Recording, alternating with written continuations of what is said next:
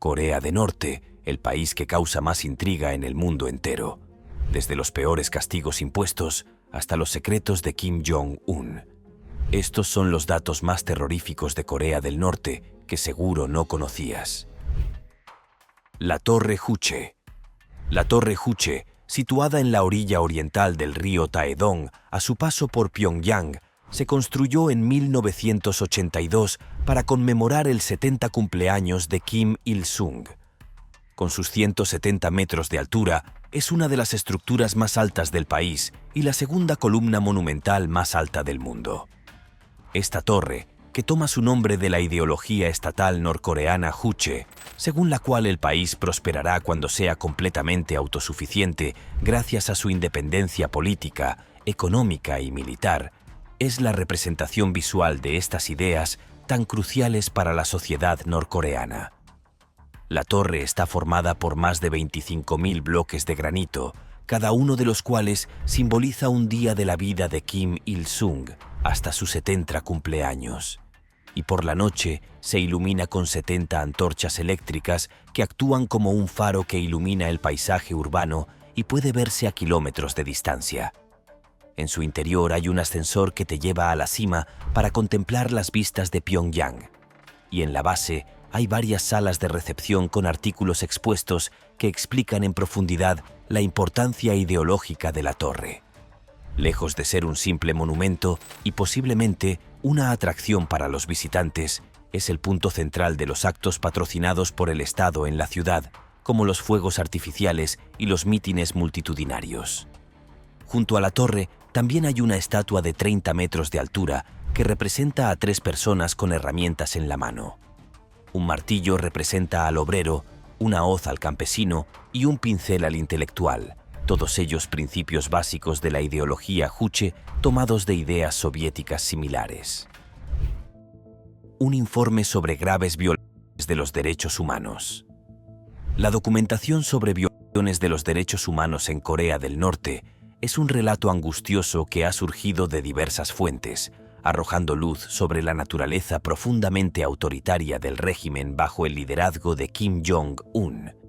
Estos relatos revelan colectivamente un régimen que emplea medidas estrictas para hacer cumplir sus leyes y mantener su ortodoxia ideológica, creando una atmósfera de miedo y represión. Una de las pruebas más condenatorias de las violaciones de los derechos humanos en Corea del Norte es un informe exhaustivo publicado por una comisión de investigación de las Naciones Unidas en 2014. Este informe histórico detalla meticulosamente una amplia gama de violaciones sistemáticas y atroces de los derechos humanos, algunas de las cuales equivalen a crímenes de lesa humanidad. Entre las graves prácticas documentadas se encuentran las ejecuciones extrajudiciales. El informe también pone de manifiesto las terribles condiciones que imperan en los campos de presos políticos, donde los detenidos son sometidos a trabajos forzados, acceso inadecuado a alimentos y negligencia médica. Las ejecuciones públicas, a menudo llevadas a cabo sin las debidas garantías procesales, son espectáculos escalofriantes destinados a infundir miedo y obediencia. Incluso actos aparentemente inocuos, como ver medios de comunicación extranjeros o entablar comunicación no autorizada con extraños, pueden acarrear graves consecuencias, incluidas penas de muerte. En los casos más desgarradores, las mujeres sufren violencia sexual y explotación, incluidos abortos forzados e infanticidios. Los niños tampoco se libran, ya que son sometidos a trabajos forzados y adoctrinamiento ideológico en las escuelas, condicionándolos para toda una vida de lealtad incondicional al régimen. El secretismo del régimen norcoreano dificulta enormemente la verificación independiente de la información. Sin embargo, la coherencia de estos relatos, procedentes de diversas fuentes, como desertores, organizaciones no gubernamentales, agencias de Naciones Unidas e investigadores independientes de derechos humanos, dibuja un sombrío panorama de la situación de los derechos humanos en el país. Abordar estos problemas en la escena internacional es complejo y delicado, sobre todo con las ambiciones nucleares de Corea del Norte como telón de fondo. equilibrar los esfuerzos para hacer frente a los abusos contra los derechos humanos y navegar al mismo tiempo por el intrincado panorama diplomático que rodea al programa nuclear norcoreano supone un reto polifacético para la comunidad internacional. Esto subraya la urgente necesidad de una diplomacia cuidadosa y de esfuerzos internacionales coordinados para abordar tanto la crisis humanitaria como los problemas de seguridad en la región. El K-pop puede hacer que En la última década, Corea del Norte ha emprendido una dura represión cultural, lanzando severas advertencias a sus ciudadanos para que eviten cualquier cosa asociada con Corea del Sur, ya sea moda, peinados, música o incluso jerga. Por el contrario, Corea del Sur se ha alzado como un formidable monstruo cultural, cautivando al público de todo el mundo con sus vibrantes tendencias de maquillaje, sus innovaciones en el cuidado de la piel y el fenómeno global del pop y el drama K. A pesar del dominio cultural de Corea del Sur, Corea del Norte se mantiene firme en su determinación de bloquear cualquier influencia de su vecindario meridional. La severidad de la postura de Corea del Norte frente a la cultura surcoreana queda patente en sus medidas extremas. Solo en los últimos 10 años, el régimen ha ejecutado públicamente al menos a 7 personas por ver o distribuir vídeos de K-pop surcoreano. Kim Jong-un, el líder del país, ha etiquetado el K-pop como un cáncer vicioso, expresando abiertamente su desdén por las exportaciones culturales del otro lado de la frontera. Desde que asumió el poder, Kim Jong-un ha lanzado una agresiva campaña contra el entretenimiento surcoreano, considerándolo una amenaza para la pureza ideológica de la sociedad norcoreana. En 2020, se promulgó una ley draconiana que imponía la pena de muerte a cualquiera que fuera sorprendido difundiendo entretenimiento surcoreano dentro de las fronteras de Corea del Norte. Esta postura de línea dura ha dado lugar a la ejecución de individuos declarados culpables de consumir o difundir contenidos prohibidos, sirviendo de dura advertencia a otros tentados de desafiar los dictados culturales del régimen. La relación secreta de Corea del Norte con China. A pesar de su situación de aislamiento y de las críticas mundiales por sus malas condiciones de vida, Corea del Norte ha mantenido una importante alianza con China derivada de su hostilidad compartida hacia Occidente y de un tratado de cooperación que se remonta a 1961. Un incidente notable que pone de relieve esta relación se produjo en los ferrocarriles chinos, donde un tren verde que se creía que transportaba a Kim Jong-un y a su grupo desató especulaciones sobre una reunión secreta entre funcionarios chinos y dirigentes norcoreanos, suscitando preocupaciones sobre las posibles consecuencias.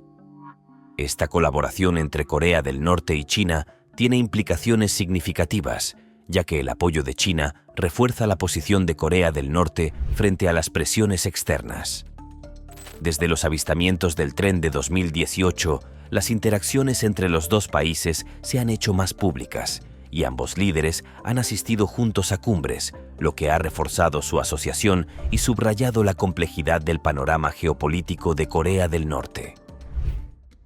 Cojera de Kim Jong-un. En 2014, Corea del Norte celebró una ceremonia conmemorativa del fallecimiento de Kim Il-sung, antiguo líder del país y abuelo de Kim Jong-un. Durante el acto, algunas personas observadoras notaron algo peculiar en la forma de andar de Kim Jong-un. Parecía cojear ligeramente. Ahora bien, ¿por qué es esto digno de mención? Pues porque Kim Jong-un se toma muy en serio su imagen pública. A pesar de ser criticado por su gobierno autoritario y sus ambiciones nucleares, se esfuerza por mantener un aura de perfección y de divinidad entre su pueblo. Así que cualquier desviación de esta imagen ideal es motivo de especulación. La cojera podría atribuirse a una reciente lesión en la pierna, cuyos detalles no se han revelado, o podría ser simplemente el resultado del aumento de peso de Kim. Sí, ha oído bien. Según informes de su propia agencia de espionaje, Kim ha engordado unos 40 kilos en los últimos años. Esta cojera ha sido un problema persistente para Kim desde 2014 y quizás sea una señal de que debería plantearse ponerse a correr en lugar de pasar demasiado tiempo detrás de un escritorio. Después de todo, Incluso los líderes más poderosos necesitan dar prioridad a su salud. El metro de Pyongyang. No hay dos sistemas de metro iguales en el país, ya que la red de transporte de cada ciudad tiene su propio estilo y carácter. Pero puede sorprender en primer lugar que Pyongyang tenga su propio sistema de metro.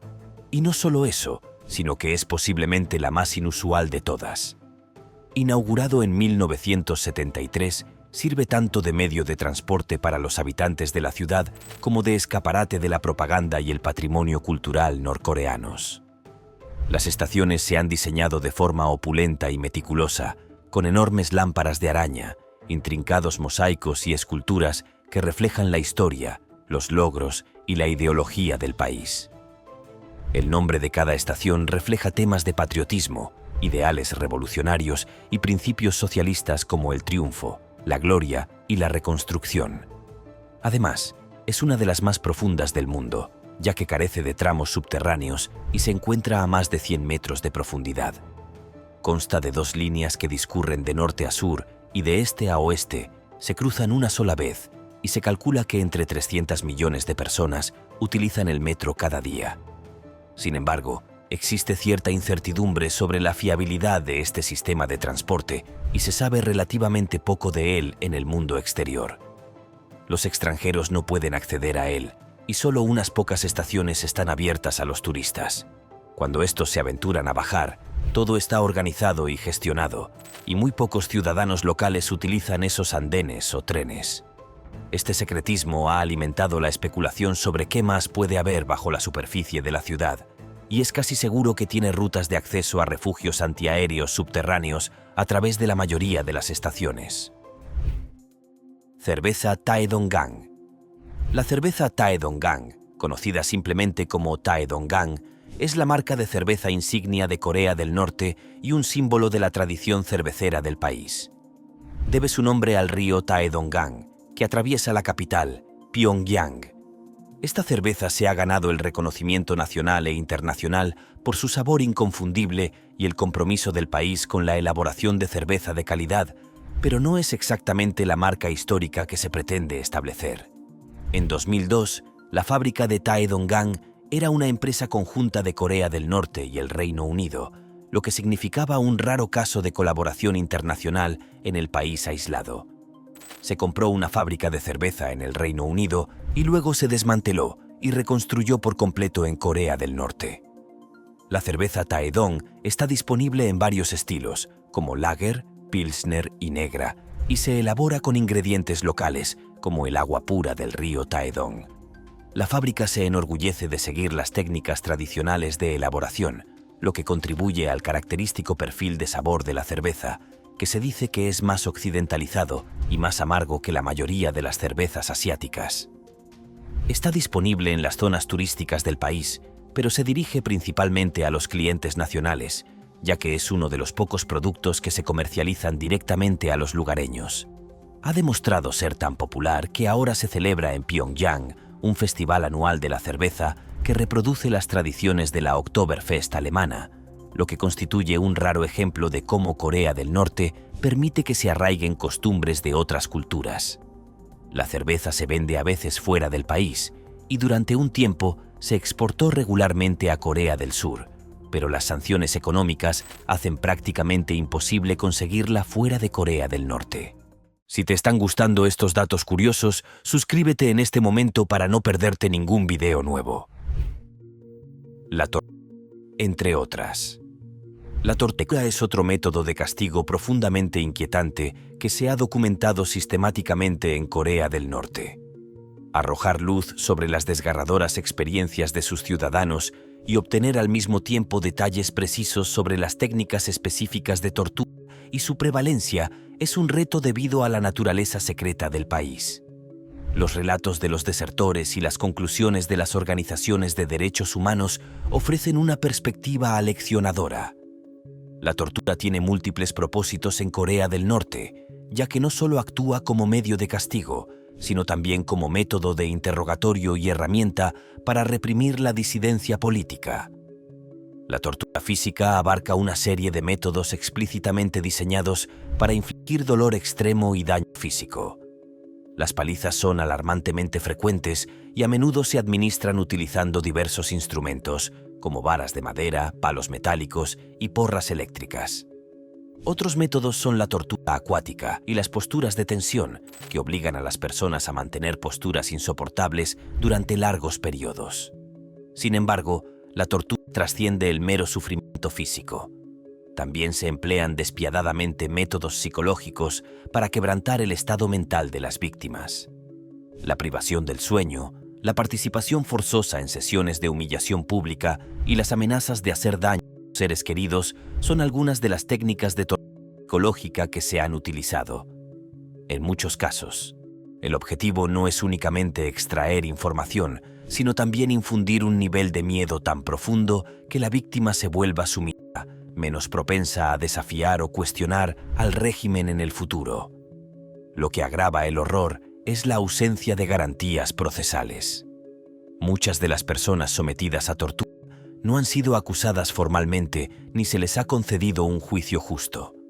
Las confesiones obtenidas mediante tortura se utilizan con frecuencia como prueba en juicios falsos, enredando aún más la práctica dentro del proceso judicial. La falta de representación legal o de cualquier forma de supervisión externa convierte a las cámaras de interrogatorio en espacios sin ley en los que puede ocurrir casi cualquier cosa sin repercusiones para los autores.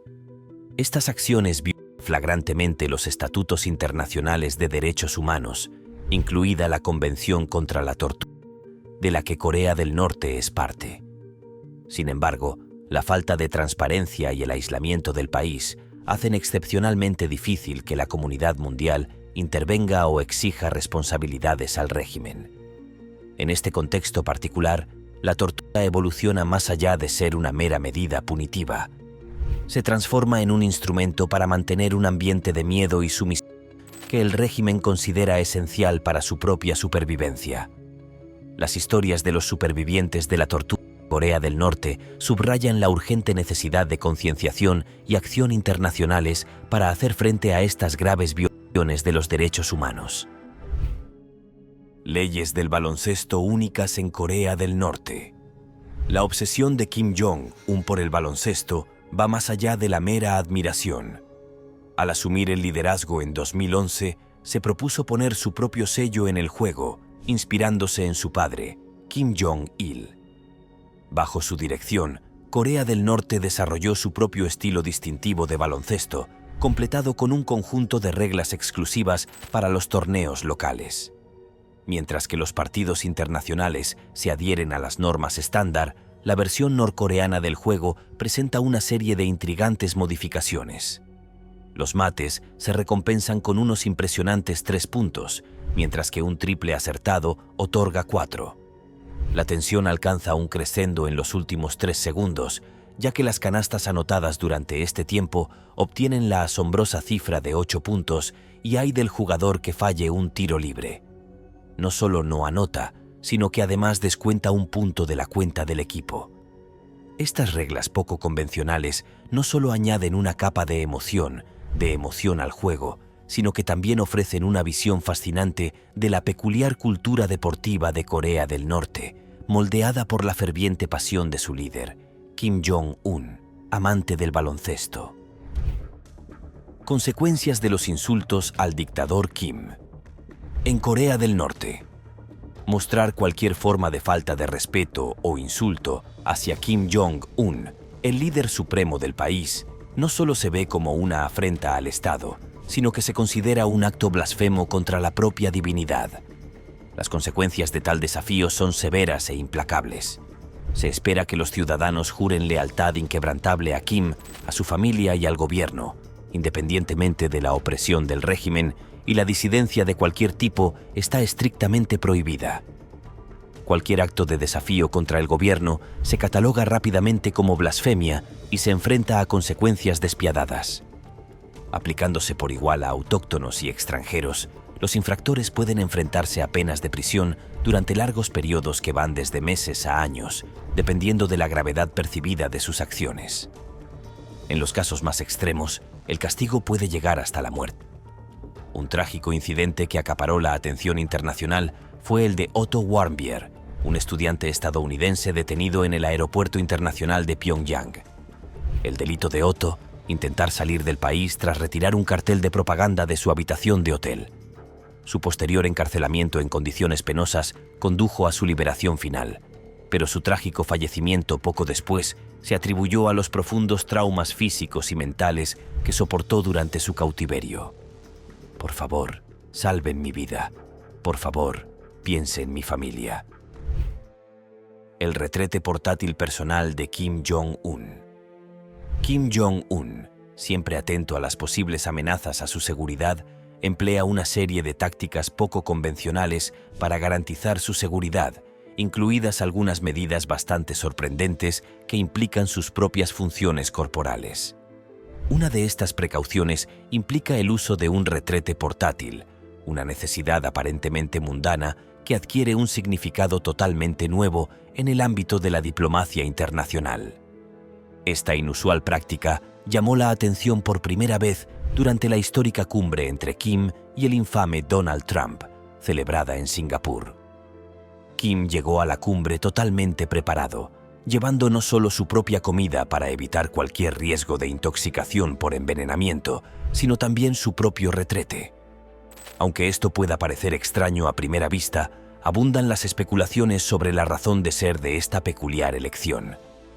Algunos sugieren que la decisión de Kim de llevar su propio retrete se debe a la preocupación por el espionaje, con la posibilidad de que los espías pudieran extraer información valiosa de sus desechos corporales.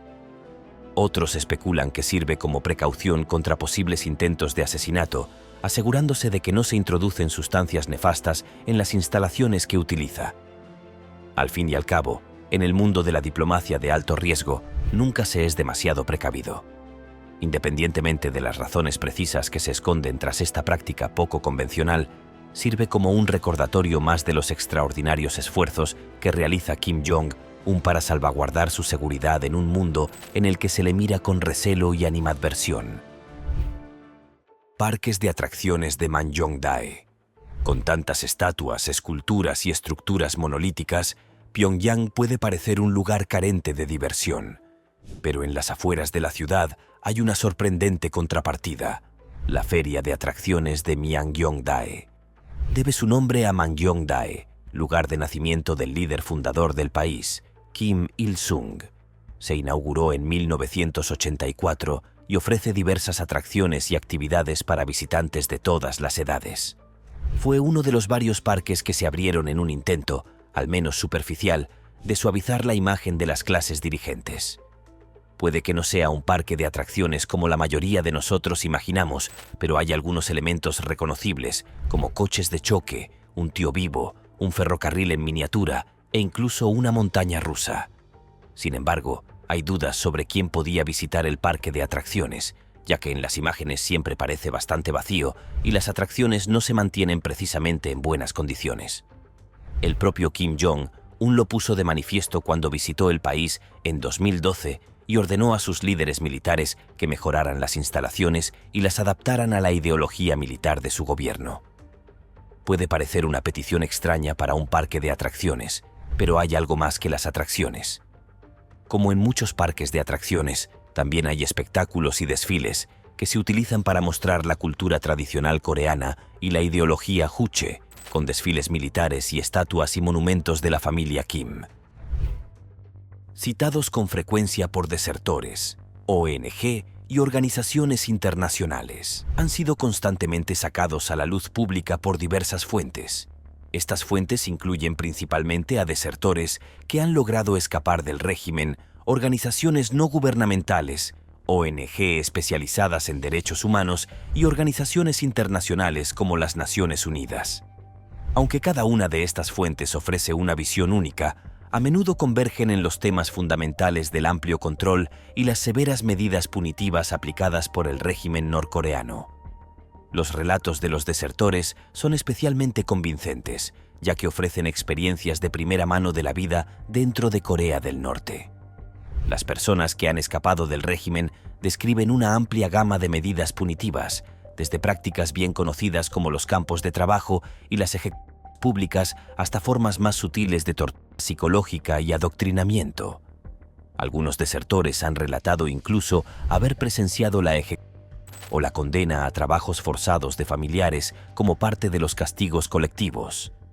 Aunque los relatos de los desertores pueden ser difíciles de verificar de forma independiente debido a la naturaleza cerrada de Corea del Norte, la coherencia de sus historias pinta colectivamente un cuadro convincente de abusos generalizados. Las ONG, incluidas destacadas organizaciones internacionales de derechos humanos como Human Rights Watch y Amnistía Internacional, han desempeñado un papel crucial en la recopilación de pruebas y la publicación de informes sobre los abusos contra los derechos humanos en Corea del Norte. Estas organizaciones entrevistan a desertores, recogen imágenes por satélite de presuntos campos de prisioneros y recopilan información de otras fuentes abiertas para defender la acción internacional. Aunque las ONG carecen de capacidad para operar dentro de Corea del Norte, sus rigurosos métodos de investigación y su reputación mundial confieren credibilidad a sus conclusiones, lo que las convierte en una fuente de información vital. Organizaciones internacionales como las Naciones Unidas también desempeñan un papel importante en la documentación de los abusos contra los derechos humanos en Corea del Norte. Por ejemplo, la Comisión de Investigación de las Naciones Unidas sobre los Derechos Humanos en la República Popular Democrática de Corea publicó en 2014 un exhaustivo informe en el que se detallan diversas formas de abusos, incluidos los que pueden constituir crímenes contra la humanidad. Estos informes sirven a menudo de base para sanciones y otras acciones diplomáticas contra el régimen norcoreano. Sin embargo, las organizaciones internacionales se enfrentan al reto del acceso limitado al país, que restringe su capacidad para llevar a cabo investigaciones sobre el terreno. Estas organizaciones suelen encontrar obstáculos debido a la naturaleza reservada y aislada del régimen norcoreano. Sin embargo, la uniformidad de los relatos procedentes de diversas fuentes suscita serias preocupaciones. El carácter recurrente y la similitud de estos informes sugieren la existencia de problemas sistémicos y no de hechos aislados, lo que subraya la necesidad de un escrutinio y una actuación internacionales. Tanto si se trata de un desertor que comparte sus experiencias personales como de una ONG que presenta pruebas bien documentadas, cada relato se suma a la angustiosa imagen de los abusos contra los derechos humanos y los duros castigos que prevalecen en Corea del Norte. El programa nuclear no convencional de Corea del Norte. En el verano de 2022, Corea del Norte organizó un espectáculo especial que recordaba a una superproducción de Hollywood, en el que Kim Jong-un y su círculo íntimo presentaron con orgullo su último logro, el misil balístico intercontinental Hwasong-17. Con su elegante diseño y su dramática presentación, parecía que Kim había tomado una página de las películas de acción americanas, quizá inspirándose en clásicos como Top Gun. Desde los cortes de percha cuidadosamente orquestados hasta las elecciones de moda de Kim, la estética estaba sacada directamente del libro de jugadas de las películas. Pero más allá de la teatralidad, profundicemos en el misil en sí. Luciendo un esquema de colores nucleares que sin duda levantó cejas, el Hwasong-17 ostenta la capacidad de transportar múltiples cabezas nucleares. Esta revelación supuso la culminación de años de anticipación y poses por parte de Kim y Corea del Norte en su intento de reafirmarse en la escena mundial. Por supuesto, semejante despliegue de poderío militar va acompañado de críticas y escepticismo. Aunque Kim mantiene que el misil sirve como herramienta disuasoria y defensiva, muchos siguen sin estar convencidos. Después de todo, es difícil calificar algo de defensivo cuando tiene el potencial de desatar la devastación a escala mundial, dejando tras de sí nada más que destrucción y lluvia radioactiva. Algunos observadores no pueden evitar preguntarse si esto podría ser el tráiler de una tercera guerra mundial en la vida real. Los guardaespaldas de convoy de Kim Jong-un. Nos adentramos en el mundo de los guardaespaldas de convoy de Kim Jong-un, un equipo encargado de proteger su limusina. Mientras se desplaza con un giro único, trotan a su lado. Sorprendentemente, la inspiración para este método de seguridad poco convencional surgió de una fuente inesperada, una película de Clint Eastwood de 1993 titulada En la línea de fuego. En la película, el personaje de Eastwood, un agente de la CIA, aparece trotando junto a la limusina del presidente, una escena que al parecer tocó la fibra sensible de Kim. Sin embargo, no confunda a estos guardaespaldas con cualquier personal ordinario. El proceso de selección es estricto y los candidatos deben cumplir una serie de requisitos. Deben ser muy hábiles en el combate cuerpo a cuerpo, poseer destreza con las armas, demostrar fuerza física y buena forma física y, sobre todo, mostrar una lealtad inquebrantable a Kim Jong-un. Estos individuos se encuentran entre los pocos autorizados a portar armas en las proximidades de las instalaciones de misiles nucleares, lo que pone de relieve la naturaleza crítica de su papel.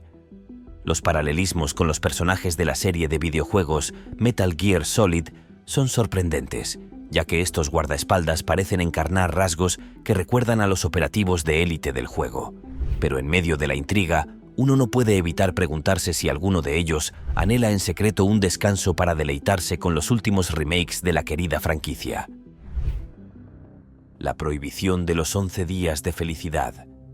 En Corea del Norte, bajo el régimen autoritario de Kim Jong-un, las atroces violaciones de los derechos humanos son moneda corriente junto con la hambruna generalizada, la vigilancia omnipresente y la libertad de expresión sofocada.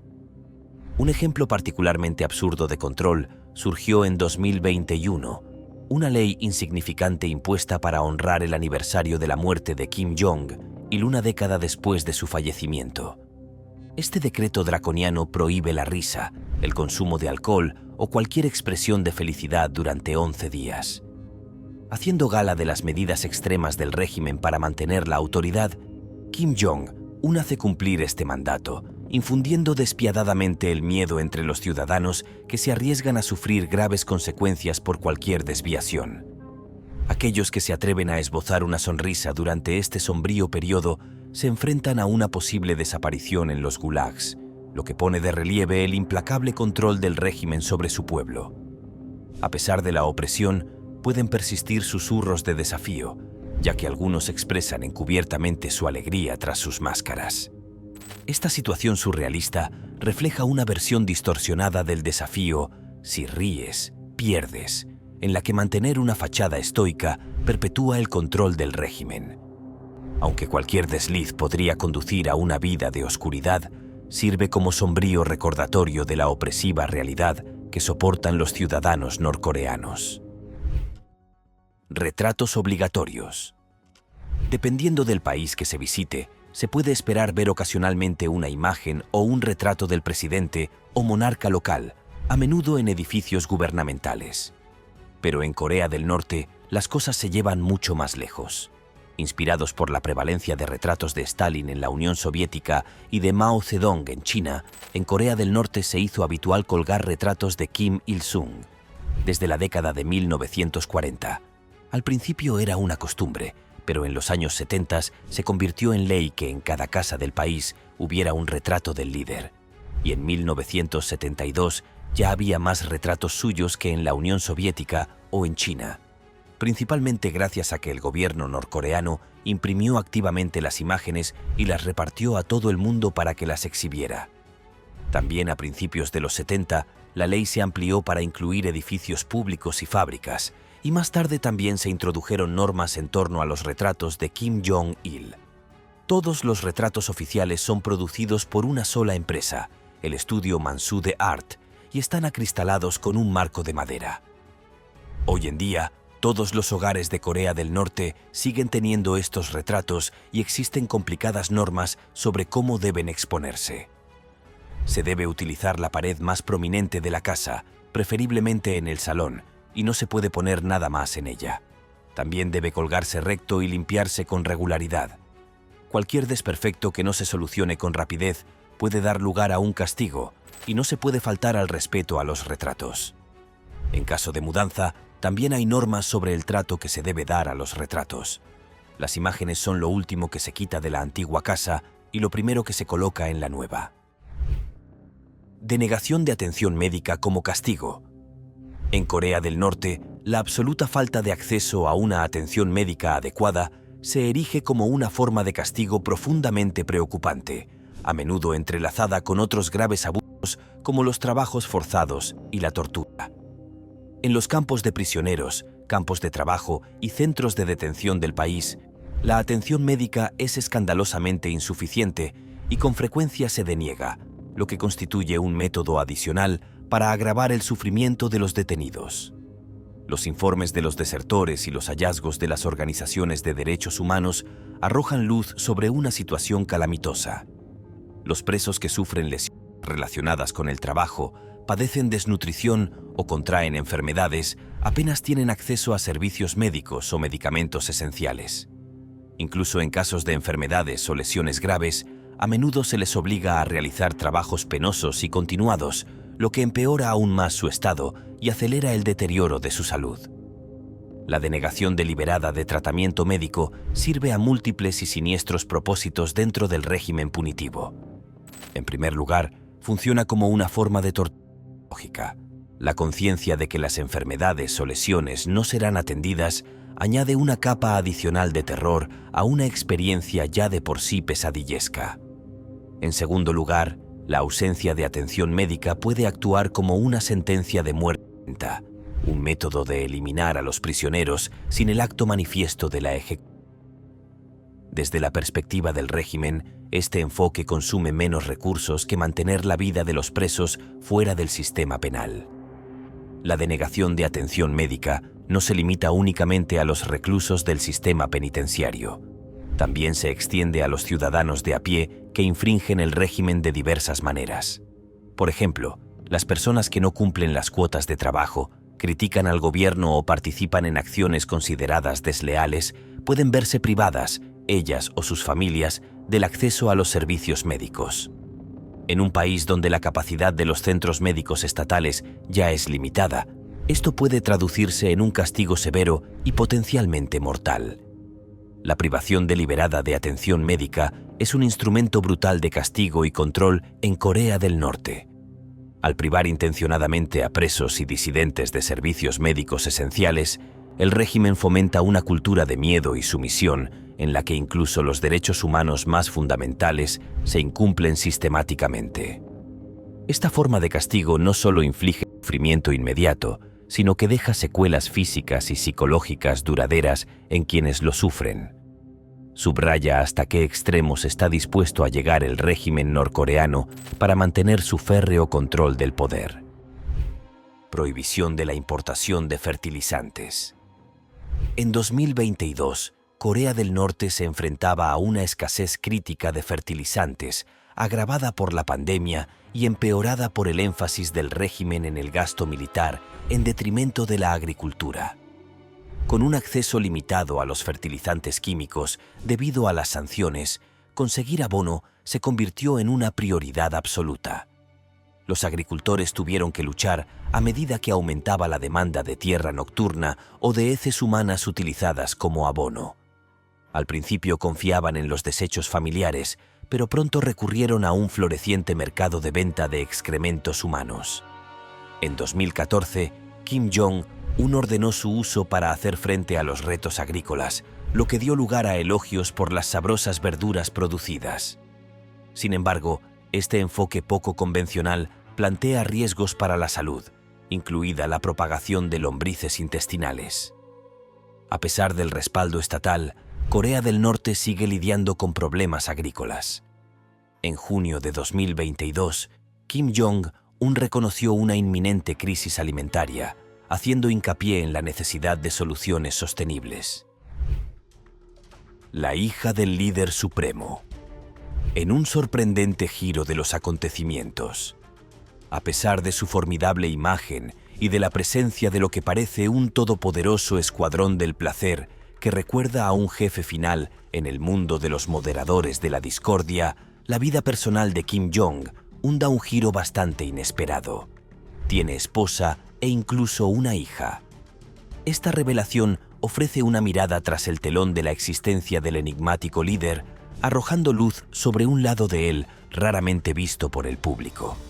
Recientemente, la televisión norcoreana emitió imágenes que retrataban a Kim participando en actividades aparentemente ordinarias entre padre e hija, como asistir juntos a un partido de fútbol.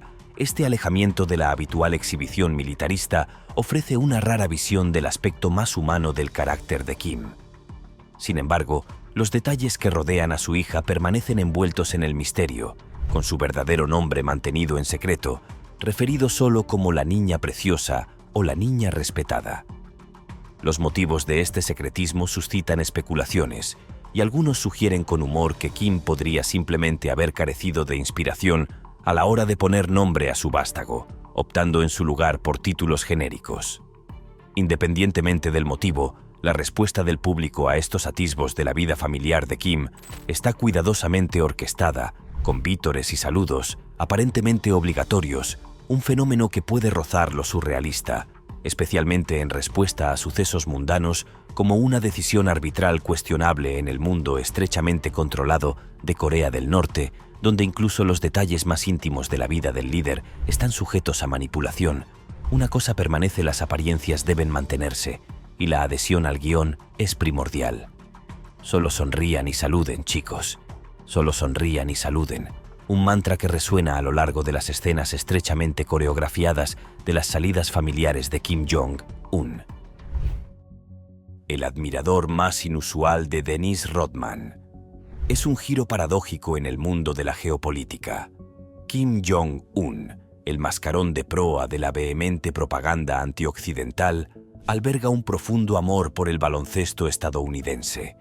A pesar de su imponente figura, que parece sugerir que podría provocar un terremoto con cada salto, Kim extiende una cálida invitación a la leyenda de la NBA y miembro del Salón de la Fama, Dennis Rodman, para que le visite personalmente.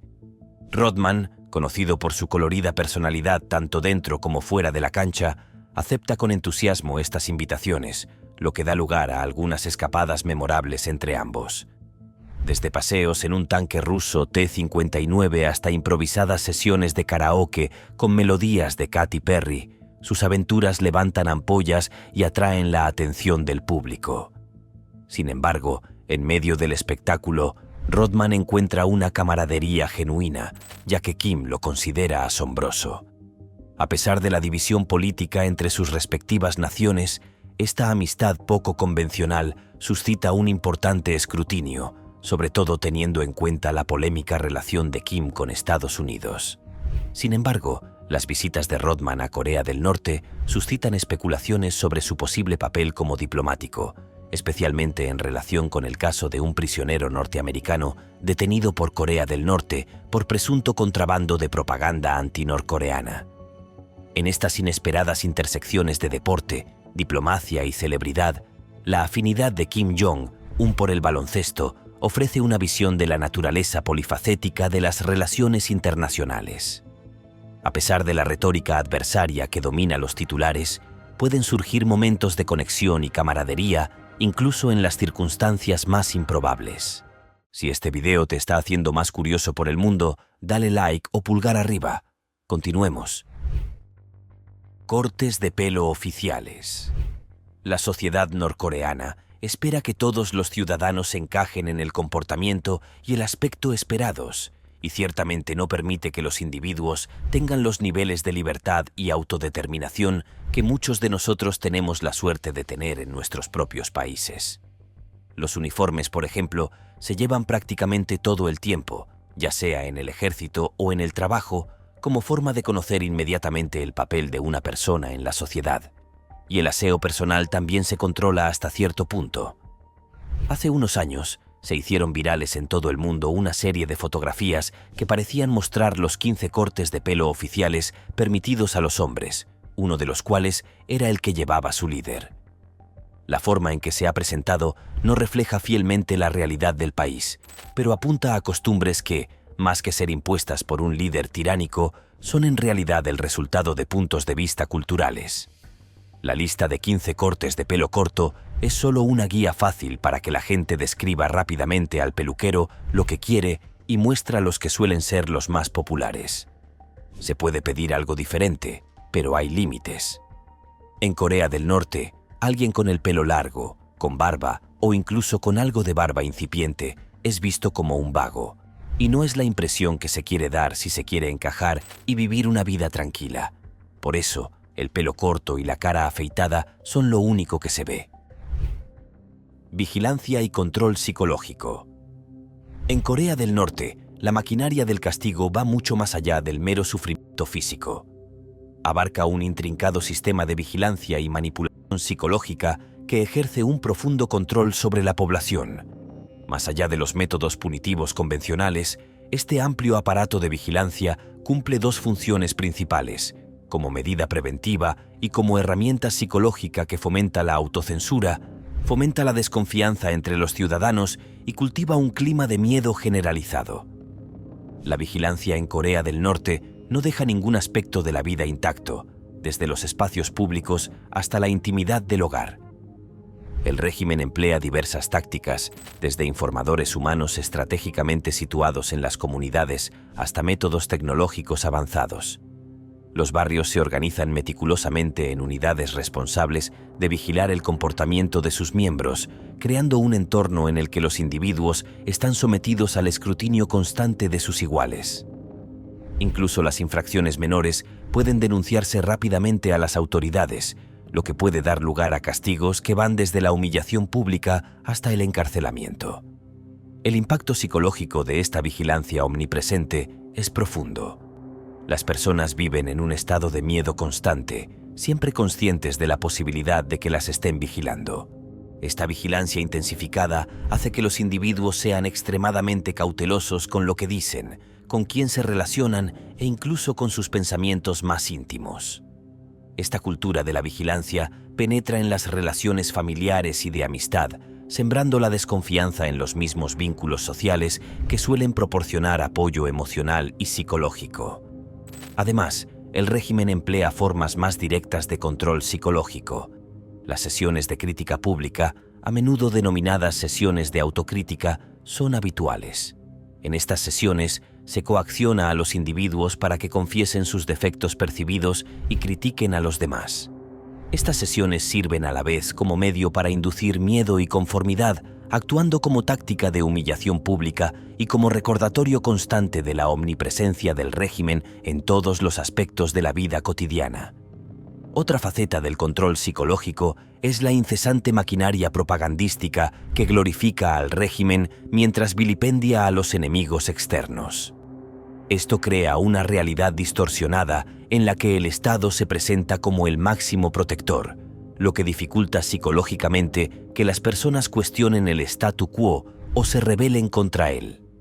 Este sistema orwelliano viola flagrantemente numerosos principios internacionales de derechos humanos, como el derecho a la intimidad y a la libertad de pensamiento, pero sigue siendo una de las herramientas más eficaces del arsenal del régimen norcoreano para mantener el control sobre su ciudadanía. Esto subraya el hecho de que el castigo en Corea del Norte no consiste únicamente en el sufrimiento físico, sino que se centra igualmente en la manipulación de las mentes de su pueblo, asegurando su conformidad a través de una cultura omnipresente de miedo y vigilancia. La inanición como forma de castigo. La inanición, ya sea infligida intencionadamente o derivada de fallos sistémicos, se erige como otra forma de castigo profundamente perturbadora que ha saltado a la palestra en el contexto de Corea del Norte. Aunque la escasez de alimentos afecta a gran parte de la población norcoreana debido a las sanciones económicas, la mala gestión y los problemas medioambientales adquiere un carácter deliberado y siniestro dentro de los confines de las prisiones, los campos de trabajo y los centros de detención. En estos entornos, la privación de alimentos se emplea como método calculado para debilitar sistemáticamente a los prisioneros, tanto física como psicológicamente. Los informes de desertores y organizaciones de derechos humanos han arrojado una luz reveladora sobre la desnutrición extrema que prevalece en los campos de prisioneros y centros de detención norcoreanos. Cuando se ofrecen comidas, a menudo son tan escasas que apenas sirven para mantener la vida. Las descripciones de una comida pueden abarcar un mero puñado de harina de maíz o una sopa aguada con un valor nutricional mínimo. Esta subalimentación intencionada agrava la tensión física impuesta por los trabajos forzados, creando un cruel ciclo de deterioro de la salud, disminución de la capacidad de trabajo y, en consecuencia, castigos aún más severos. Esta brutal táctica tiene múltiples objetivos. En primer lugar, debilita al individuo hasta un punto en el que la resistencia, ya sea física o psicológica, resulta casi imposible. En segundo lugar, el acto de privar de alimentos sirve para deshumanizar a los detenidos, reduciéndolos a un estado en el que la lucha primigenia por la supervivencia eclipsa cualquier otra preocupación, incluida la capacidad de descenso o cualquier plan de fuga. Más allá de los muros de las prisiones, el espectro de la inanición se esgrime como herramienta de obediencia y control. Los ciudadanos se enfrentan a menudo a la privación de alimentos como castigo por no cumplir las cuotas de trabajo impuestas por el Estado o por participar en actividades consideradas ilegales por el gobierno, como participar en el comercio en el mercado negro. Incluso en estos contextos, la escasez de alimentos se transforma en un instrumento de control estatal, ya que el gobierno controla los graneros que pueden abrirse o cerrarse para recompensar la lealtad o castigar la desobediencia.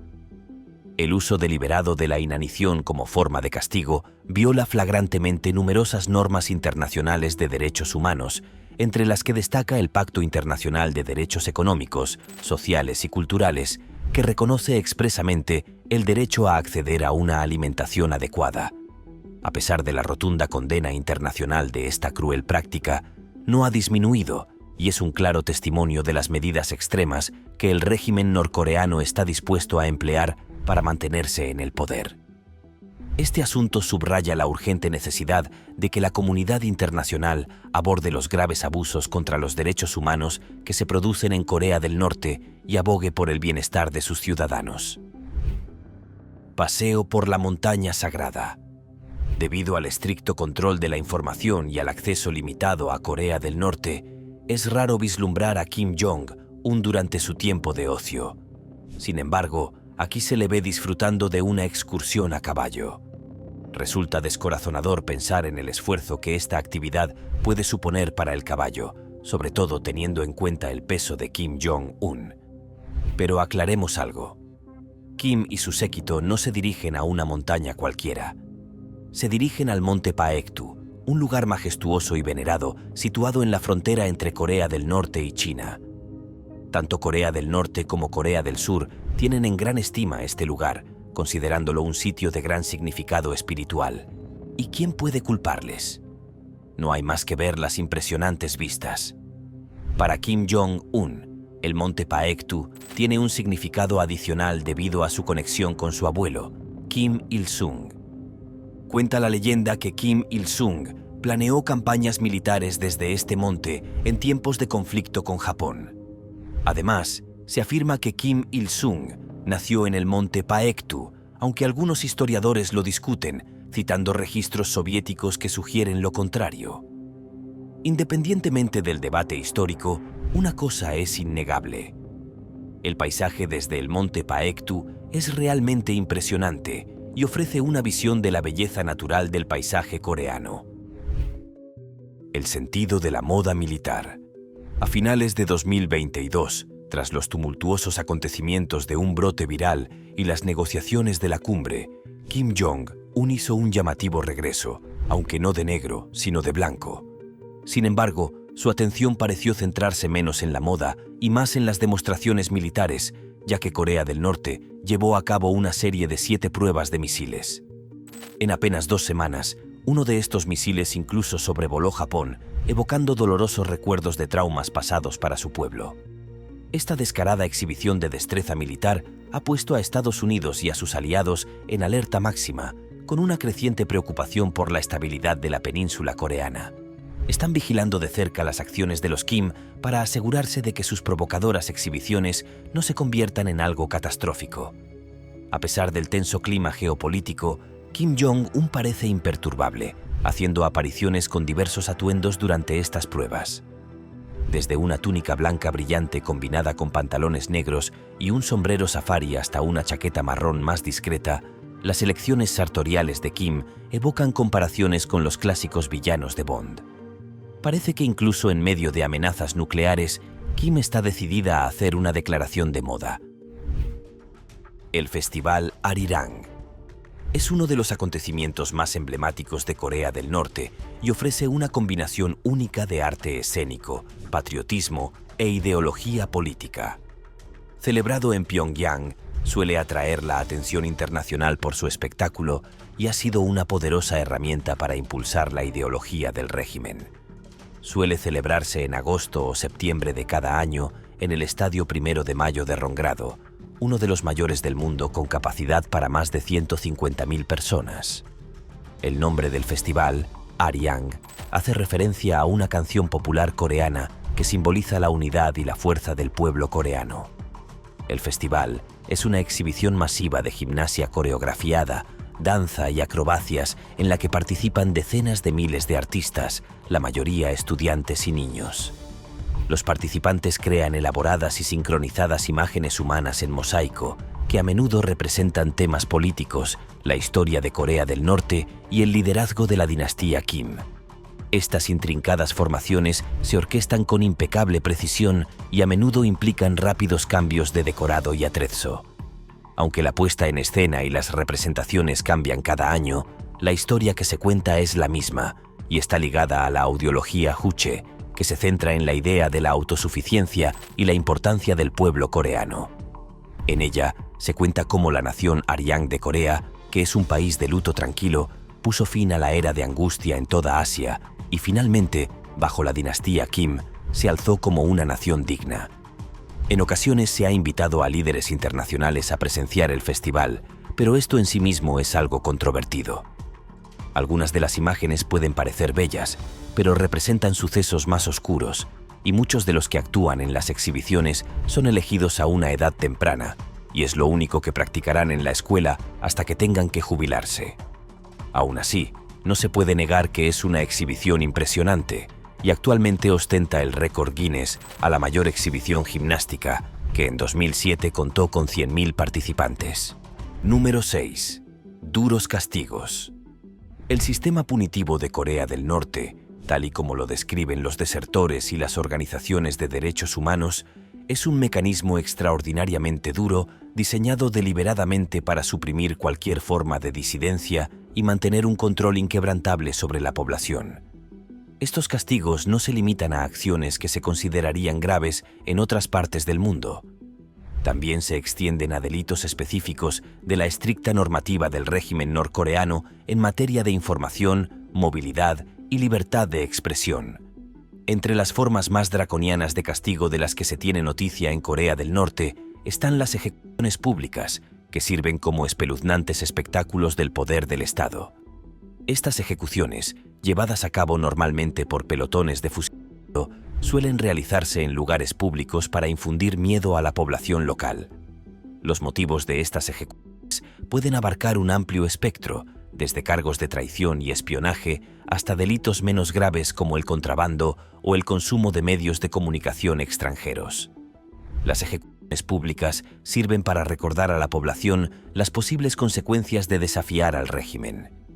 Otra faceta sombría del castigo es el encarcelamiento de larga duración en campos de trabajo, a menudo denominados Kwanliso. Las condiciones en estos campos son pésimas, con reclusos sometidos a trabajos forzados en entornos peligrosos. La malnutrición, la falta de atención médica y los abusos físicos proliferan y, lamentablemente, muchos presos no sobreviven a sus condenas, sucumbiendo a las duras condiciones o enfrentándose a la ejecución. Estos campos funcionan no solo como un medio de castigo, sino como una formidable advertencia. El miedo a ser enviado a un campo de trabajo se emplea como método de control social. Los castigos corporales representan otro método empleado por las autoridades, con técnicas que van desde las palizas severas a la tortura con agua y las posturas de tensión diseñadas para infligir daños tanto físicos como psicológicos. En algunos casos, los familiares del acusado también pueden sufrir castigos colectivos, por los que sus parientes, incluidos los niños, pueden ser enviados a campos de trabajo, basado en el principio de culpabilidad por asociación. Además, la repatriación a Corea del Norte suele acarrear severos castigos para los desertores. Los que intentan huir del país o son devueltos a la fuerza tras escapar se enfrentan a interrogatorios, torturas y a menudo encarcelamientos prolongados. Esto sirve tanto de castigo para el individuo como de elemento disuasorio para otros que se planteen abandonar el país. En resumen, el régimen norcoreano emplea estos severos castigos como instrumentos para mantener su régimen totalitario. El objetivo primordial es cultivar una atmósfera de miedo que disuada de cualquier inclinación hacia la disidencia o la desviación de las normas respaldadas por el Estado. Aunque estos relatos se basan en gran medida en testimonios difíciles de corroborar de forma independiente, la mera cantidad y uniformidad de tales informes describen una imagen sumamente preocupante del estado de los derechos humanos en Corea del Norte. Solo 28 peinados son aprobados por el gobierno. En una muestra más de su control dictatorial, Kim Jong-un emitió un extraño decreto que dicta que solo 28 cortes de pelo específicos están permitidos en Corea del Norte. Para los hombres, las opciones se limitan a 10 variaciones de peinados cortos hacia atrás y hacia los lados, en los que incluso el icónico look de niño de peluche propio de Kim Jong-un brilla por su ausencia en la lista. A los hombres mayores se les permite el pelo ligeramente más largo, hasta una longitud de 5 centímetros, aunque el propio líder supremo puede encontrar su mechón sujeto a recorte, ya que a todos los demás hombres se les aconseja mantener su pelo por debajo de los 5 centímetros de longitud. Mientras tanto, a las mujeres se les presentan 18 diseños vibrantes que parecen arrancados directamente de un episodio de la dinastía de telenovelas de los años 80. A las mujeres casadas se les ordena llevar el pelo corto, mientras que a las solteras se les concede la libertad de llevarlo más largo. Sin embargo, los recogidos en punta están estrictamente prohibidos, lo que añade otra capa de control sobre la expresión personal. Quienes se atreven a desafiar estas nuevas normas se arriesgan a sufrir repercusiones legales, lo que subraya aún más la naturaleza opresiva del régimen. En una sociedad en la que incluso las decisiones más básicas relativas a la apariencia personal están estrictamente controladas, los individuos deben navegar por un laberinto de restricciones para evitar entrar en conflicto con la ley. Primera dama de Corea del Norte. Antes de su ascensión oficial al trono totalitario, Kim Jong-un no solo se hablaba, sino que estaba casado con la bella y talentosa cantante Ri Sol-ju. A pesar del velo de secretismo que rodea su relación, se sabe que Ri Sol-ju es más joven que Kim y que ha sido su pareja durante varios años. De hecho, fuentes de inteligencia y espionaje sugieren que ataron el nudo ya en 2009, mucho antes de que el público conociera su unión. Un vistazo notable a su relación se produjo en 2012, en vísperas de la asunción formal del poder por parte de Kim Jong-un, cuando aparecieron imágenes que mostraban a Kim y Ri celebrando su boda, entregándose a diversas actividades como visitar a los niños y asistir a un espectáculo musical de Disney. A pesar del omnipresente escrutinio de los medios de comunicación nacionales e internacionales, parece que Kim Jong-un sigue siendo firmemente leal a Ri Sol-ju. Incluso en un régimen conocido por sus elaborados escuadrones de placer lúdico, el compromiso de Kim con su esposa parece inquebrantable. Han permanecido casados desde sus nupcias clandestinas. Su relación ofrece una rara visión de la vida personal del enigmático líder norcoreano, en medio del telón de fondo de la intriga política y el escrutinio mundial. La dieta de Kim Jong-un. Permite profundizar en las preferencias gastronómicas de Kim Jong-un, reflejo de su opulento estilo de vida como líder supremo de Corea del Norte. A pesar de la escasez de alimentos, disfruta de una dieta fastuosa repleta de platos gourmet y manjares acordes con su estatus como una de las personas más ricas del país. La afición de Kim por la cocina asiática es evidente, con una predilección por el filete de Kobe, el sushi y la sopa de aleta de tiburón meticulosamente preparada por sus chefs. Sin embargo, sus intereses culinarios van más allá de Asia e incluyen el queso emmental suizo, las langostas y el caviar, lo que demuestra su gusto por el lujo. Acompañan sus comidas bebidas de primera calidad como vino de Burdeos, vino de serpiente y vodka ruso, creando una experiencia gastronómica extravagante. Satisfacer los extravagantes gustos de Kim es una aventura culinaria para sus chefs, marcada por la opulencia y el lujo a cada paso. Monte Paektu. El Monte Paektu, también llamado Bagdo, es un estratovolcán activo situado en la frontera entre Corea del Norte y China. Ha sido durante mucho tiempo objeto de disputa entre China, Corea del Norte y Corea del Sur por su propiedad, pero es un lugar de importancia geográfica y también espiritual. A 2.700 metros sobre el nivel del mar, es el punto más alto de la península coreana y un lugar naturalmente impresionante, con lagos vírgenes, densos bosques y una formación geológica única, como el cráter volcánico de su cima, llamado Lago del Cielo y punto de encuentro de turistas y peregrinos. Sin embargo, lo inusual de la montaña no tiene nada que ver con su formación o belleza natural, sino con la importancia que tiene en la cultura coreana, ya que desempeña un gran papel en la mitología. Allí, por ejemplo, se dice que nació Tangon, el mítico fundador de la nación coreana, y esto desempeña un papel central en las creencias de la gente, tanto en Corea del Norte como en Corea del Sur. El pico de la montaña figura en el emblema de Corea del Norte desde 1993, donde se la conoce como la montaña sagrada de la revolución.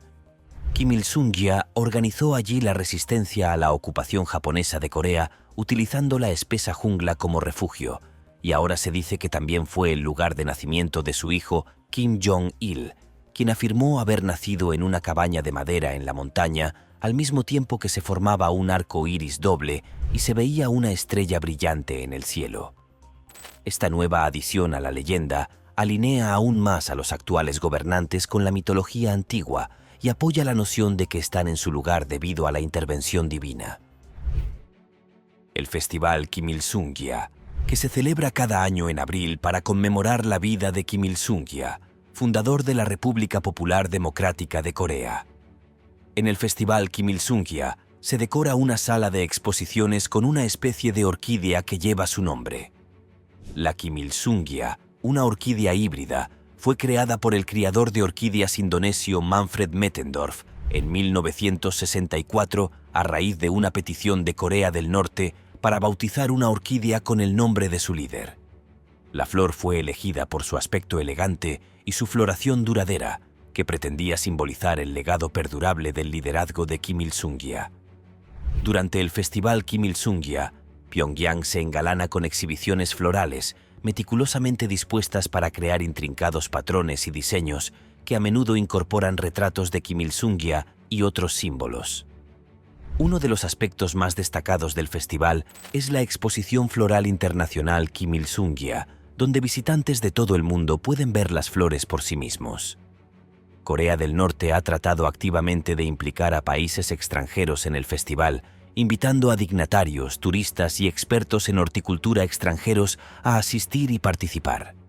Lejos de ser un festival sobre orquídeas, se trata, por supuesto, de fomentar las creencias del líder y continuar esta tradición. También existe una raza de orquídea llamada Kim Jong-gilia, creada por un botánico japonés para celebrar su 46 cumpleaños en 1988. Esta especie también tiene su propio festival, que se celebra cada año, y sorprendentemente fue creada específicamente para que floreciera alrededor del 16 de febrero, fecha de su nacimiento. Trabajos forzados.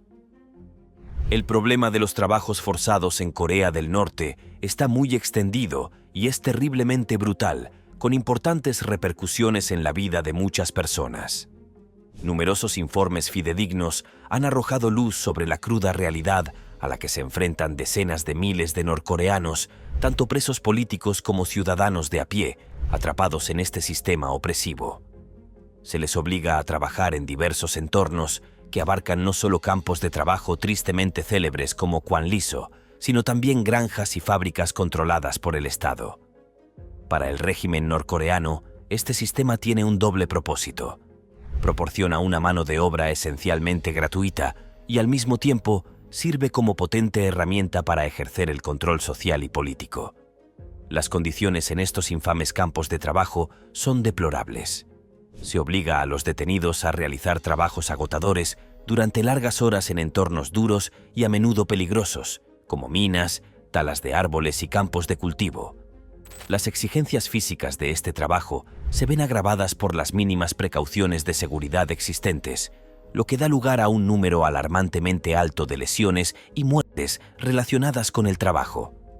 Para empeorar las cosas, la desnutrición es rampante y el acceso a una atención médica adecuada es muy escaso, lo que convierte la supervivencia en una lucha diaria para muchos detenidos. Estos campos de trabajo también funcionan como lugares de reeducación ideológica, donde los prisioneros son sometidos a intensas sesiones de entrenamiento que hacen hincapié en la lealtad inquebrantable al régimen, al tiempo que castigan sin piedad cualquier forma de disidencia. Además de las penurias físicas, el tormento psicológico es un compañero constante en la vida de los detenidos. Viven bajo el ojo siempre atento de la vigilancia y con el miedo perpetuo a nuevos castigos. Sin embargo, los trabajos forzados no se limitan a los muros de los campos de prisioneros.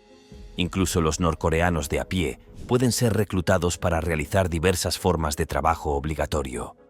Por ejemplo, durante la temporada agrícola se suele obligar a los ciudadanos a trabajar como voluntarios en proyectos agrícolas. Del mismo modo, los residentes urbanos pueden ser movilizados para proyectos de construcción u otras tareas manuales como parte de sus obligaciones socialistas. El incumplimiento de estas obligaciones puede acarrear castigos que van desde multas a humillaciones públicas o incluso penas de cárcel. El trabajo forzado en Corea del Norte cumple múltiples funciones para el régimen. Actúa como herramienta de castigo, infligiendo graves sufrimientos físicos y psicológicos a los sometidos. Además, sirve como medio de adoctrinamiento ideológico, reforzando la lealtad al régimen y suprimiendo la disidencia. Además, representa un valioso recurso económico, ya que el régimen se beneficia del trabajo de sus ciudadanos sin proporcionarles remuneración alguna. El sistema está diseñado intencionadamente para deshumanizar y quebrar el espíritu de quienes están sometidos a él, sofocando así cualquier forma de disidencia y perpetuando el férreo control del régimen sobre el poder. Las estremecedoras historias y los bien documentados informes que llegan de Corea del Norte sobre los trabajos forzados dibujan un sombrío panorama de un sistema que desprecia sistemáticamente la dignidad y los derechos humanos básicos en su implacable búsqueda del control absoluto. Este asunto subraya la urgente necesidad de atención internacional y de una acción concertada para abordar estas graves violaciones de los derechos humanos que siguen afligiendo a innumerables personas en Corea del Norte. La sorprendente historia de Pak-un. Al explorar la oscura historia de los años de formación de Kim Jong-un, un manto de misterio envuelve la narración. La inclinación de Corea del Norte por el secretismo y la supresión de la libertad de expresión complican aún más nuestra comprensión. Sin embargo, Joao Micaelo arroja luz sobre los primeros años de vida de Kim y nos ofrece una mirada al pasado. Transpórtese a Berna, Suiza, hacia 1998. En un aula llena de 22 estudiantes, Micaelo se encuentra con Pak-un, una reservada joven coreana de linaje diplomático conocida simplemente como Un. Exudaba un comportamiento tranquilo, rara vez participaba en interacciones sociales. A pesar de su reticencia, surgió un vínculo común a través del baloncesto. En la cancha, Un se despojó de su fachada introvertida, revelando a un jugador hábil y asertivo. Micaelo recuerda la camaradería forjada durante estos partidos de baloncesto en los que el talento de Un brillaba con luz propia. Sin embargo, la serenidad de la presencia de Un se vio interrumpida en enero de 2000, cuando desapareció abruptamente, al parecer regresando a su tierra natal. Poco se anticipó el cambio sísmico que presagiaba esta partida. Avancemos rápidamente hasta septiembre de 2010, cuando el mundo fue testigo de la revelación de Kim Jong-un como heredero de la dictadura norcoreana. Micaelo, como muchos, luchó inicialmente por conciliar la transformación del antaño tranquilo en la formidable figura de Kim Jong-un. La trayectoria de la vida de Kim, desde la modesta juventud en Suiza hasta el líder supremo de Corea del Norte, evoca la contemplación sobre la naturaleza del poder y los misterios que envuelven su ascenso. A medida que desentrañamos las capas del pasado de Kim, nos enfrentamos a las complejidades de la geopolítica y al perdurable enigma de Corea del Norte. El legado de brutalidad de un dictador. El reinado de Kim Jong-un dista mucho de ser benigno, más bien está marcado por un autoritarismo despiadado. A lo largo de sus 9 años en el poder, se ha ganado una reputación de brutalidad. Los informes sugieren que ha sancionado personalmente la ejecución de unos 300 funcionarios, incluidas unas 140 figuras de alto rango que sirvieron bajo el gobierno de su padre. Uno de los casos más escalofriantes fue la ejecución de su propio tío, Yang Seung-taek, en 2013. Acusado de traición, se cree que toda la familia de Yang corrió la misma suerte. Además, el hermanastro de Kim Jong-un, Kim Jong-nam, tuvo un trágico final en 2017 cuando fue envenenado en un aeropuerto malayo. Habiendo vivido en el exilio durante años y criticando abiertamente el régimen de Jong-un, muchos especulan que el dictador ordenó su asesinato. Tales acciones pueden parecer chocantes, pero tristemente están en línea con el comportamiento que se espera de un dictador del calibre de Jong-un. Elecciones no convencionales en Corea del Norte. En Corea del Norte, bajo el liderazgo de Kim Jong-un, el panorama electoral presenta una forma retorcida de democracia. Aunque técnicamente los ciudadanos participan en las elecciones, no hay una verdadera elección. La oposición de Kim Jong-un es impensable, lo que hace que estos actos tengan más que ver con garantizar la conformidad que con fomentar la toma de decisiones democrática. Los votantes eligen a los candidatos para los distintos cargos del gobierno, pero en cada papeleta aparece un solo nombre. Esta falta de elección obliga a la participación ciudadana, impuesta con estrictas sanciones en caso de incumplimiento. El registro para estas elecciones obligatorias debe hacerse con un mes de antelación, y el gobierno examina la lista en busca de disidentes. Algunos desertores vuelven para registrarse, con la esperanza de proteger a sus familias.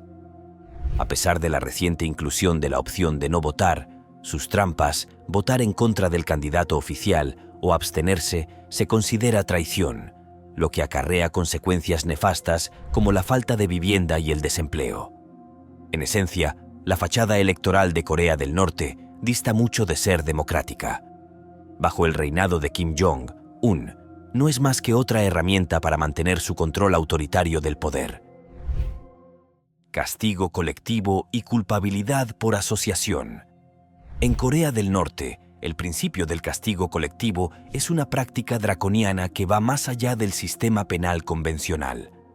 Cuando un individuo es acusado de un delito o deslealtad, su castigo no se limita a sus propias acciones. Por el contrario, abarca a toda su familia y a veces incluso a parientes lejanos. Este enfoque refleja la implacable determinación del régimen de aplastar cualquier forma de disidencia y ejercer un control total sobre su población. La lógica subyacente a este sistema es infundir un miedo generalizado que trascienda el comportamiento individual. El régimen quiere que sus ciudadanos comprendan que sus acciones pueden tener graves consecuencias, no solo para ellos, sino también para sus seres queridos. Este entendimiento disuade profundamente a los individuos de hablar en contra del gobierno o de desafiarlo de alguna manera. Este miedo se extiende por toda la sociedad, afecta a los círculos sociales y a las amistades y aísla a los posibles disidentes. Fomenta un entorno en el que la autocensura se convierte en la norma, ya que la gente tiene miedo de expresar sus opiniones o quejas. Las familias de los acusados suelen sufrir las consecuencias más duras. Pueden ser objeto de medidas punitivas, como el traslado forzoso a campos de prisioneros o a zonas remotas y empobrecidas. En estos lugares soportan trabajos penosos, severas restricciones de su libertad y una vida marcada por el estigma social. En los casos más extremos se ha denunciado la ejecución de familiares. Sin embargo, verificar estas denuncias de forma independiente es extremadamente difícil, dado el secretismo del régimen norcoreano. Este sistema está diseñado no solo para castigar, sino también para marcar permanentemente a las familias como no dignas de confianza. Tiene un impacto duradero que afecta a varias generaciones. Los niños nacidos en el seno de estas familias se enfrentan a un futuro sombrío, ya que a menudo son marginados de la sociedad y ven seriamente limitadas sus oportunidades educativas y laborales. Este ciclo de castigos establece un poderoso elemento disuasorio, reforzando el control del régimen sobre sus ciudadanos a lo largo de generaciones. Cabe señalar que la práctica de los castigos colectivos está ampliamente condenada por las leyes internacionales de derechos humanos, incluidas las Convenciones de Ginebra. Estas leyes prohíben explícitamente el castigo de individuos por acciones que no hayan cometido personalmente. A pesar de la condena internacional, Corea del Norte sigue empleando esta práctica, aparentemente protegida por su aislamiento y la limitada capacidad de intervención de la comunidad internacional. En esencia, el castigo colectivo y la culpabilidad por asociación en Corea del Norte sirven para exacerbar el ya de por sí severo sistema de castigos vigente.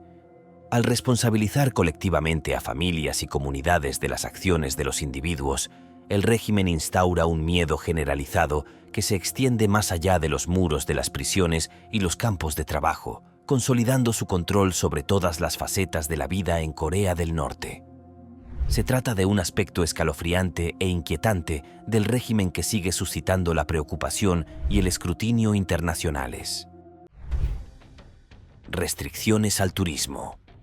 Corea del Norte es, por supuesto, uno de los países más aislados del mundo, pero el partido gobernante sigue intentando participar en los asuntos mundiales y cosechar los frutos del dinero que traen consigo los turistas.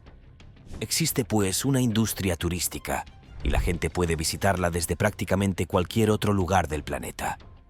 Pero no espere que sean las vacaciones de exploración libre a las que está acostumbrado cuando visita otros lugares. Todas las visitas, por ejemplo, deben organizarse a través de las oficinas de turismo estatales, como la Korea International Travel Company o la Korean International Sports Travel Company. La mayoría de los turistas que visitan el país proceden de China. Se calcula que unos 120.000 van cada año frente a solo 5.000 de Europa y América. Sin embargo, tras la pandemia de COVID, las fronteras se cerraron a todos los turistas y aunque a mediados de 2023 aún no se han reabierto, se espera que la pérdida económica anime de nuevo al turismo dentro de aproximadamente un año. Aún así, incluso cuando se reanude, se espera que se apliquen las mismas normas, que incluso impiden a los turistas relacionarse con cualquier lugareño que no haya sido concertado previamente por los agentes turísticos. No se permite salir del hotel solo, siempre hay que ir acompañado, y la única forma de visitar los lugares es mediante visitas guiadas. Probablemente haya varias razones para ello. Una es asegurarse de que el visitante solo vea aspectos positivos del país, pero probablemente también evitar que los ciudadanos locales se expongan a las ideas contrarias de los extranjeros.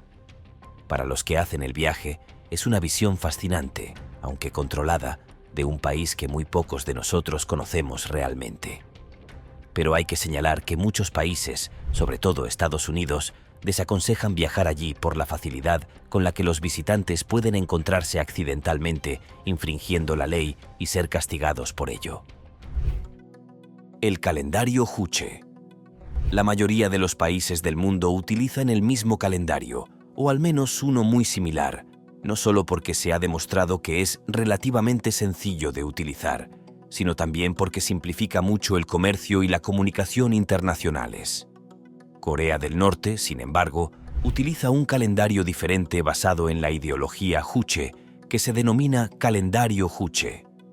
Introducido por primera vez en 1997, comienza en el año de nacimiento de Kim Il-sung-ya, que corresponde al año 1912 del calendario gregoriano. Esto significa que el año 2023 para la mayoría de nosotros es conocido como Juche 112 en Corea del Norte. Esto, por supuesto, sustituye el supuesto año de nacimiento de Jesús como inicio de nuestra cuenta anual y lo reemplaza por el año de nacimiento del fundador y líder del país, algo que afianza aún más el culto a la personalidad en la sociedad norcoreana. Además, elimina toda referencia religiosa o internacional. Así, aunque el año sigue dividido en el mismo número de meses y días, estos se denominan de forma diferente. Así, por ejemplo, enero se convierte en Juche y el domingo se sustituye por el Día del Sol, algo que se hizo para distanciar a Corea del Norte de influencias externas y enfatizar su autosuficiencia, que es uno de los principios básicos de la ideología Juche. La adopción de este calendario formaba parte de un esfuerzo más amplio del gobierno norcoreano por promover su ideología y una identidad nacional diferenciada. Sin embargo, el país se ve a menudo obligado a utilizar un sistema de doble calendario cuando interactúa con otros países, para que no haya confusión. Y en el calendario Juche no hay fechas anteriores a la fecha de fundación del país, lo que significa que cualquier referencia a un año anterior se hace en línea con el calendario gregoriano. Por ahora, la implantación de este calendario ha ido bien debido al relativo aislamiento del país, y desde luego no es habitual que los visitantes se acostumbren a él cuando están en Corea del Norte. Sin embargo, hay sospechas de que, si algún día el país se incorpora más plenamente a un mundo interconectado, este calendario tendrá que desaparecer. El Museo de la Amistad Coreana. La Exposición de la Amistad Coreana es un museo bastante singular que, en lugar de estar en Pyongyang, se encuentra en realidad en las pintorescas montañas Myeongangsan de la provincia septentrional de Pyongyang. La exposición, que se inauguró en 1978, cuenta con una serie de suntuosos edificios y cámaras subterráneas dedicados a mostrar los regalos que los líderes norcoreanos han recibido de dignatarios, organizaciones y gobiernos extranjeros. Los objetos expuestos son muy variados: obras de arte, artesanía, electrónica, ropa e incluso coches deportivos. La escala de esta colección es de otro nivel, y algunas estimaciones sugieren que contiene cientos de miles de regalos. Cada objeto se cataloga y expone en vitrinas o estanterías, y a menudo va acompañado de una placa o inscripción en la que se detalla el donante y la ocasión del regalo. Por supuesto, la principal intención de la exposición es ofrecer una imagen positiva de las relaciones diplomáticas de Corea del Norte con otros países. Presenta la idea de que gobiernos y líderes extranjeros han presentado sus respetos a Corea del Norte y a sus dirigentes a través de estos regalos, lo que a su vez mejora la opinión de los ciudadanos coreanos sobre la posición de su país en la escena mundial y justifica las medidas que el partido gobernante ha tomado hacia una supuesta autosuficiencia.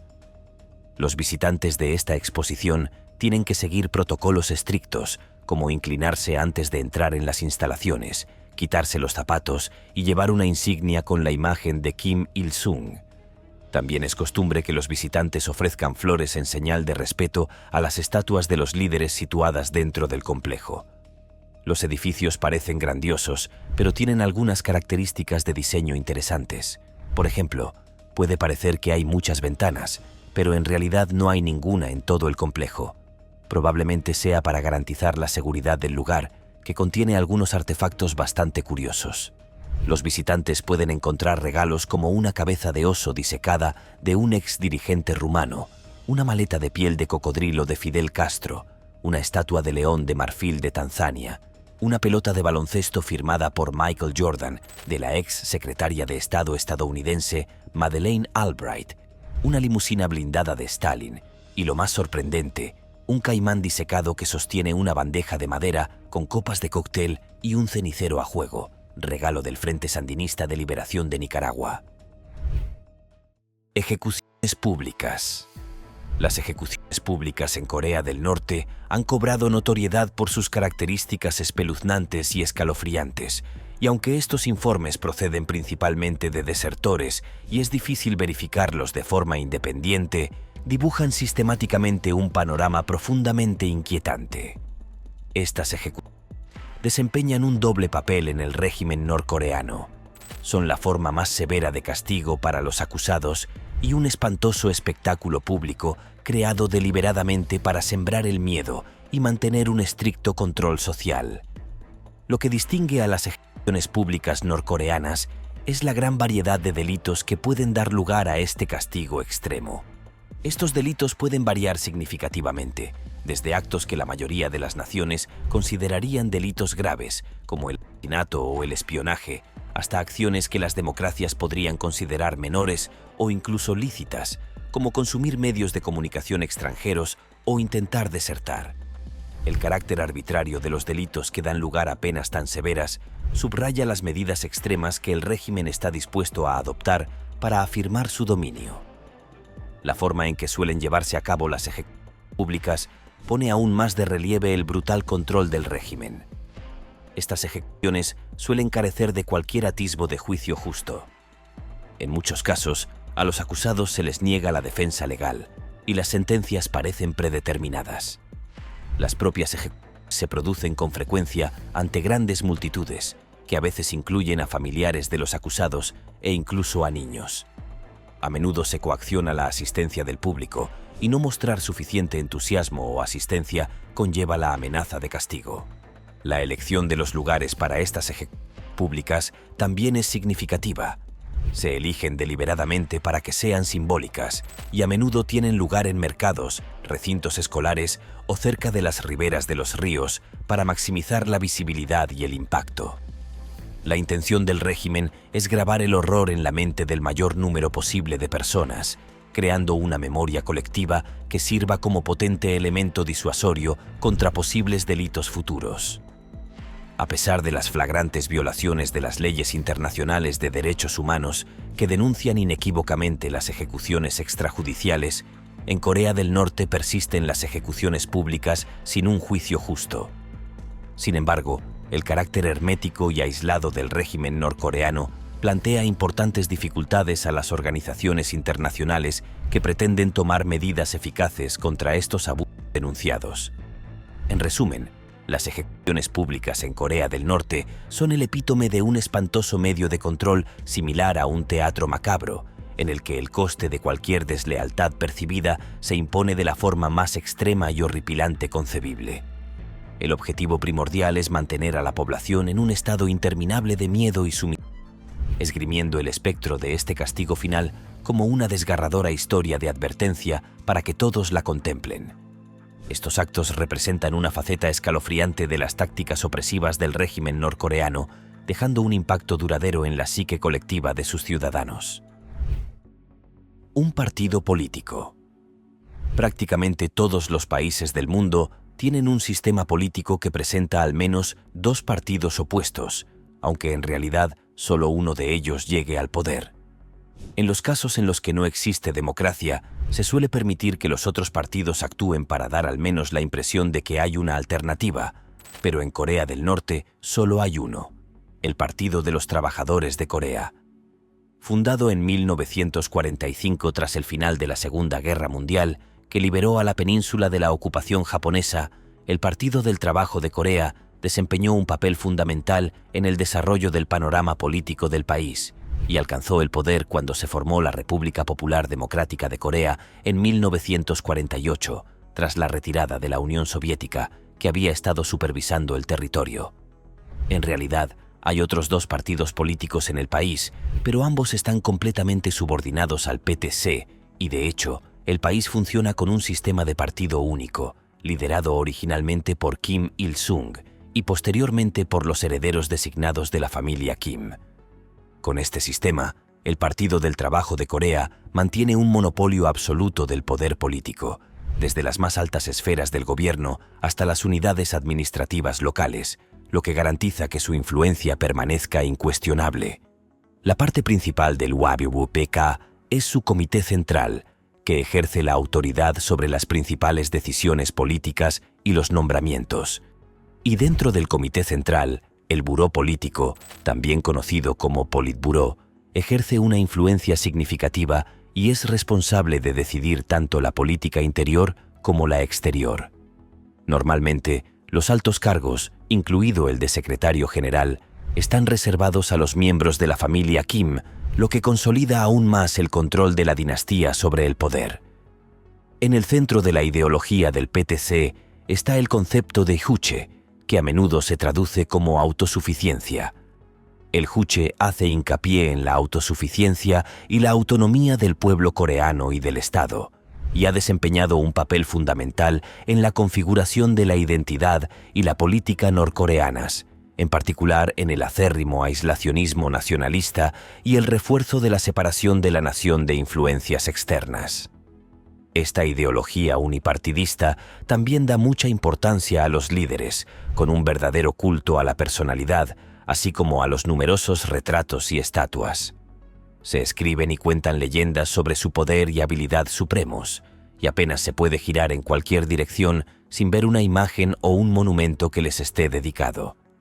Sin oposición, el partido puede actuar como quiera, así que bajo el liderazgo de Kim Jong-il, el UDIBUPK adoptó la política de Songun, que da prioridad a los militares por encima de todos los demás sectores de la sociedad. Esta política ha repercutido en la asignación de recursos en todo el país y es la causa de muchos de los problemas de provisión de alimentos y sanidad a los ciudadanos.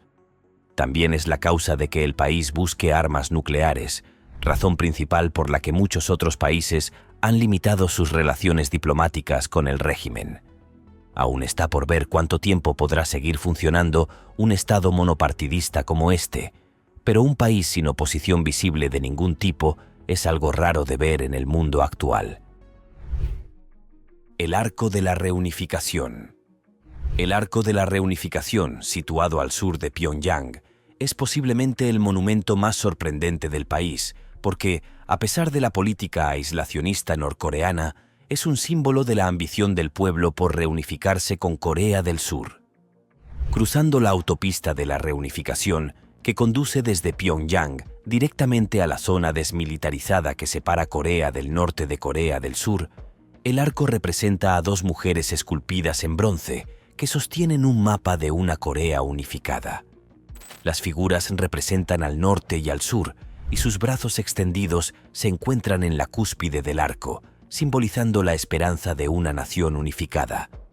Aunque este arco pueda parecer a primera vista un símbolo de paz y reconciliación, su existencia también está profundamente imbricada en la ideología política de Corea del Norte. Y la narrativa del régimen en torno a la reunificación implica que el país quiere reunificarse. Para ello, el régimen debe imponer sus propias condiciones, que incluyen la retirada de las tropas estadounidenses de Corea del Sur y el establecimiento de un gobierno afín a la ideología del norte, algo que el sur no da muestras de querer y que el resto del mundo probablemente también quiera evitar. Por ello, la construcción del Arco de la Reunificación no estuvo exenta de polémica. Algunos lo consideraron un gesto proactivo cuando se descubrió en 2001, ya que se alza cerca de la zona desmilitarizada y ha sido utilizado con fines propagandísticos por el gobierno del norte. En el arco, por ejemplo, hay eslóganes que glorifican a la dinastía gobernante Kim y promueven el discurso de reunificación del régimen. A pesar de estos problemas, el monumento se ha convertido en una de las vistas más famosas de la ciudad e incluso en una atracción turística para los visitantes que se desplazan hasta allí. Es difícil no verlo, por supuesto, porque los visitantes tienen que pasar por delante cuando van de la DMZ a Pyongyang. Y para los ciudadanos norcoreanos, también es un símbolo de esperanza de que quizá algún día sus familias puedan reunirse con sus parientes al otro lado de la frontera. Los hoteles Ryugyong. Los hoteles de todo el mundo, sobre todo los más exclusivos o lujosos, no solo se centran en cómo son por dentro, sino que a menudo también intentan destacar por su diseño exterior.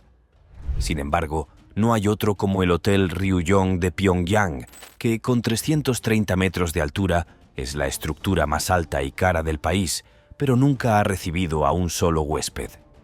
La construcción del hotel comenzó en 1987 con la intención de crear un símbolo del poderío y la modernidad norcoreanos que se hiciera famoso en todo el mundo.